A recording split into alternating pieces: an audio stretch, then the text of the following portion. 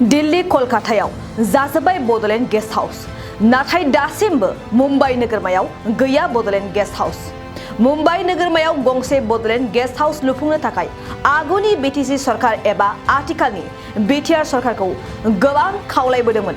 नाथाय Bodoland guest house गैयैनि जाहोनाव गोबां सुबुंफोरा बायदिसिना जेंनाजों भुगिनांदों।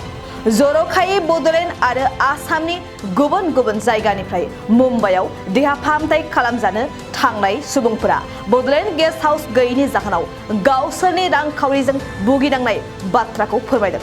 दिनै मुम्बाइआव केन्सार बेरामनि देहा फाहामथाय खालामजानो थांनाय बेरामि सुबुंफोरा बीटीआर खुंथायखौ थांखिनानै मा बुंदों फै मिथिना लानि। तामुलपुरनिफ्राय फैदो जोङो 20 तारिखे जों फैदो दिनै जोंहा 27 तारिख जाबाय। दा मुम्बाइआव आंनिया केन्सार जाथिसे ओरैबायदि बेरामाव एसे सन्देह खालामनानै आं बेयाव मोजाङै नायजागोन होननानै फैदों। दा बेवहाय फैनानै आं गाज्रि मोनाखै, गासै सिकित्साफोरखौ मोजांखौनो मोनदों। बेनिफ्राय बेवहाय अबसे गिबियाव एसे उसुबिदा जादोंमोन थानाय जानायाव। दा नैबे दा Bombay mother's and children welfare society बेवहाय थाफैनानै बिराद गोजोननाय मोनदों। थानाय जानाय सुबिदाफोरखौ जों बेवहाय मोनदों। दा ओंखायनो आं बेयाव फैनानै गाज्रि मोनाखै। दा नाथाय जोंहा जुदि जा बिथां सरकारिया बुंनाय बायदिब्ला जोंहाबो बे बम्बाइ माया महानगरियाव जोंहाबो दाबसे जायगा थानायमोनबा बा बडलेण्डनि बेबायदि जोंहा गेस्ट हाउस थानायमोनबा जोबोद साबद्रायगौमोन। मानो होनबा जोंहा बेबायदिनो गोजान गोजाननिफ्राय जोंनि जि हावरिया बर' हारिफोरा फैनानै बेयाव हयथ' जोंहा मोजां सिकित्सा मोननो हागौमोन, बा केन्सारनि बेलायाव बा गुबुन गुबुन बेरामाव गोग्लैनाय गोबां मानसिफ्रा बेवहाय फैनानै हयथ' गावनि साननाय बायदियै सिकित्सा खालामनानै हयथ' बेरामखौ फाहामनानै थांनो हागौमोन। दा बेनिखायनो आं मिजिंथियो जोंनि बडलेण्डनिफ्रायबो जे बडलेण्ड गेस्ट हाउस बेखौ बे बम्बाइ महानगरियाव गायसननांगौ। दा बेखौनो जों मिजिंथियो, बेखौनो आसा खालामनानै दा जों थानाया सानसेयाव 600 करि, मासाव जोंहा 18,000 जायो। दा बेबायदिनो जोङो 10 दिननि परे होनो गोनां जायो 6,000 करि। दा बेबायदिनो मासाव 18,000 जायो आरोखि। थानायनि खरसाया बिराद जेनेबा गोबां रां भारानानै थानांगौ जायो। औ बे बेलायाव माने आसामनिफ्राय सरकारा बीटीआर सरकार बा आसाम सरकार सोरबा MCLA बिथांमोना माबाफोर रांफोरनि अनसुंथाइफोर हरदों नामा? दाबो जाथ'वाखै। दा केन्सारनि बेलायावहाय दा MLA फान्डनिफ्राय 30,000 ओरैनो सेंसन दङ होननानै खोनादोंमोन। दा आंनि बेलायावबो एसे एप्लाइ खालामनाय जादोंमोन, खिन्थु दासिमबो मोननाय जायाखै आरोखि। आं सरकारनिफ्राय जोंनि बीटीआर सरकारनिफ्राय दासिमबो बे सिकित्सानि नामाव रांफोरखौ आं मोननाय जायाखै बा हेफाजाब मोननाय जायाखै। खै मास थानांगोन ट्रिटमेन्टनि थाखाय?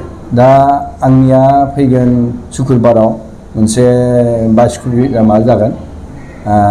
दा बे एन्डस्कपि जानायनि रिजाल्टनि उनाव बा रिपर्टनि उनावसो आंनि ट्रिटमेन्टआ जागायजेनगोन। दासिमबो दा आंहा जेबो जाथ'वाखै, मोनथ'वाखै। आच्छा बिरेन सारा, दिनै बे आसामनिफ्राय गोबां केन्सार पेसेन्ट फैनानै दंफैयो मुम्बाइआव। दिनै माबायदि हालोदाव दङ दिनै पेसेन्टफोरा? खुलुमबाय। एक्सुवेलि आंनियाबो बेयाव दंफैयोमोन। दासिम आं बे सप्तायाव 13 जन लोगो मोनबाय आरो आसाम भबनानो जा, दीपशिखायानो जा, बे मासा हस्पिटालानो जा, मैयाबो आं सानैखौ लोगो मोनदोंमोन। थ' सबसे प्रब्लेमा मा जोंहा थानाय जानायनि प्रब्लेम जायो। थानानै जोङो हस्पिटालाव थांनाय, गोजान गोजान जायगायाव थानानै आरो बिराद दामि बेयाव थानांगौ जायो हटेलावबो आरो थानाया मेन प्रब्लेम। थ' आं बिराद नाजादों जाहाथे जोंनि मानसिफोरा फैनानै बेयाव खम फैसायावनो थानो मोनो। आरोथ' आंथ' लोगो मोनबाय थायो बेयाव 6 मासनिबो थानांगौ, सोरबा 1 मास थानांगौ, 3 मास 4 बोसोरबो थानांगौ जायो। थ' थानायनि थाखाय जोंहा सरकारा एसे सुबिदा खालामना होनांगौ। सरकारनि जों बेखौनो लुगैयो, माने बम्बाइ बडलेण्ड हाउस जानायमोनब्ला जों बेयावनो थागौमोन। दा जों मेघालयआव थांनो हाया मानो होनबा बिथांमोना गावसोरनि मानसिखौल' थानो होयो केरेलायाव होयो नागालेण्डआ होयो मिज'रामाव होयो थ' जोंनिया सबसे प्रब्लेम आसाम भवनाथ' अलरेडि फुल जाना थायो होनना बुङो आरो थ' जोंनि नाजानाया बेनो सरकारखौ जों माने जोङो आगोलनि सरकार 17 बोसोर सरकारखौबो लोगो हमदोंमोन दानि गोदानखौबो लोगो हमदों जोंनिया माने बेनोल' मोनसे आरो जों बेखौनो लुगैयो जाहाथे जोंनि मानसिया बम्बाइआव फैनानै थानानै मोजां ट्रिटमेन्ट लाना थांनो हायो बेनो सबसे मोजां बेनिफ्राय आदानिखौ आं मा बुंदों आदा बायदि आगोलनोबो आं बिराद लोगो मोन्दोंमोन आं मा बुंदों बिथांनि ट्रिटमेन्टआ जेब्ला आराम्भ जागोन मा ट्रिटमेन्ट नांगौ आं बुंदों जेनेरेलाव लानांगौ बिथाङा बे मथे लादों जेनेरेलाव मा जायो बिथांनि केम'आनो जा रेडिएसनानो जा अपारेशनसा जा जि ट्रिटमेन्टनि खरसा बे खरसाखौ आं मोनसे एनजिअनि बा मोनसे ट्रास्टनिफ्राय लानानै होगोन बिथांनि आसाम गभर्नमेन्टआ होयोना बिटिआरआ बेखौथ' जों मिथिला जोंनि पकेटावबोथ' एसेबां थाया न'खराव थाया थ' आं पार्सनेलि मोनसे ट्रास्टजों रायज्लायनानै बिथांनि खरसाखौ आरो बिथांल' नङा जायखौ हायो आं फ्रि खालामना होनो नाजागोन आरो गतिके रायजो राजानि लोगोसे आंबो सरकारखौबो खावलायो आदामोन बायदि जोंनि न'खरनि मानसियानो फैयो थ' बयबो जाहाथे सानलायो बड'लेण्ड हाउस नांगौ जोंनो बयबो सुबिदा मोनथों बयबो मोजां ट्रिटमेन्ट मोननांगौ आसामाव थाना जायखौ जोङो कलकातायावबो मोना मोनो जोंहा थाखा थाबा जेरावबो मोनो खिन्थु जोंहा थाखा गैया जों मोजां ट्रिटमेन्ट नांगौ बम्बाइआव सबसे बेस्ट ट्रिटमेन्ट मोनो आंथ' बिराद माने आंथ' गोबाव बोसोर जाबाय जेब्ला उपेन्द्रनाथ जोंहा बड'फा उपेन्द्रनाथ ब्रह्मआ टाटा हस्पिटालाव दंमोन बे टाइमावनो फैनाय आं 35 बोसोर जाबाय थ' आंथ' खोथा मोनसे लोगो मोनबाय थायो आंनियाव फन फैबाय थायो पार्सनेलि आं सान हर खामानि मावो बिथांमोननि थाखाय आरो बेयाव जों मोनसेल' एनजिअनि थ्रयजों जोंबो मोनसे चेरिटेबल ट्रास्ट जोंबो ससाइटि बर' ससाइटियाबो रेजिस्टार जाबाय थ' जों मा खालामनो नागिरदों मोनसे एनजिअजों लोगो जानानै ट्रास्टजों लोगो जानानै खारघराव जेब्ला बे हस्पिटाला खारघराव जागासिनो दङ 2 बोसोरनि उनाव कमप्लिट अपिडि सब बे खारघरावनो जागोन निउ मुम्बाइआव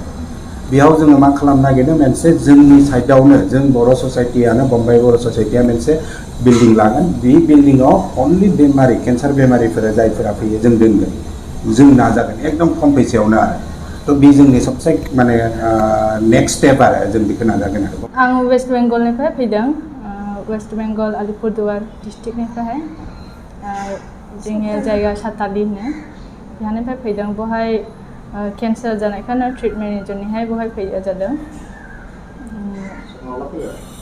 जोङो आगष्टनि 31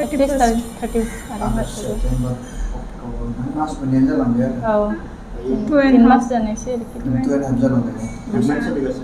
औ दा केम' सोलिदों 26 तारिखनियावहाय मोनसे लास्ट केम' दङ थ' बेखौहाय जोबनायनि फर टेस्ट खालामनानैहाय जुदि होबावनांगौला केम' होबावनांगौला एसे होनाय बिनि फरसो डिसिसन लानो आरोखि डक्टरा मा खालामनानै मासावहाय 18,000 नाङो ओमफ्रायहाय जानायनि आरो एक्सट्रा बिदिनो 30 खाथि 30 थाङो 30,000 जानायनि जुनैलाय कोनो आरि गैया बस बिहा ट्रिटमेन्टनि जुनैहाय ट्रास्टनिफ्रायहाय जादों एसे दिनै नोंसोरखौ दिनैयाव दंफैयो होननानै मुम्बाइ बर' ससाइटिनि मिथिनानै दिनै लोगो हमना फैदों दा मुम्बाइ बर' ससाइटिसिम नोंसोर माबाफोर फोरमायनो सानगोन नामा बनिफ्राय थानो मानेकि बर' ससाइटिनिफ्राय थानोहाय मानेकि जायगाफोर जाला मोजां जायोमोन मुम्बाइआवहाय ताकि जों हजोंनिफ्राय गोबाङैनो फैयो गुबुन जायगा थालायो बेंगलनिफ्रायबो गोबाङैनो फैयो बर'फोर दंलायो हस्पिटालावहाय लोगो मोनो थ' माने थानायनि जुनैहाय मोनसे बेबस्था जाला मोजां बड'लेण्ड हाउस जालालाय मोजां जानायमोन थाफैनोहाय मानेकि मोनसे बेहा जाला मुम्बाइआवहाय मोनसे गोगोम जोंनि वेस्ट बेंगलनिफ्रायबो फैयो आसामनिफ्रायबो थ' थाफैनोहाय मोनसे मोनला सुबिदा मोनला मोजां जागौ आङो बिजेता बर'गार नार्जारि आङो परि बर'गार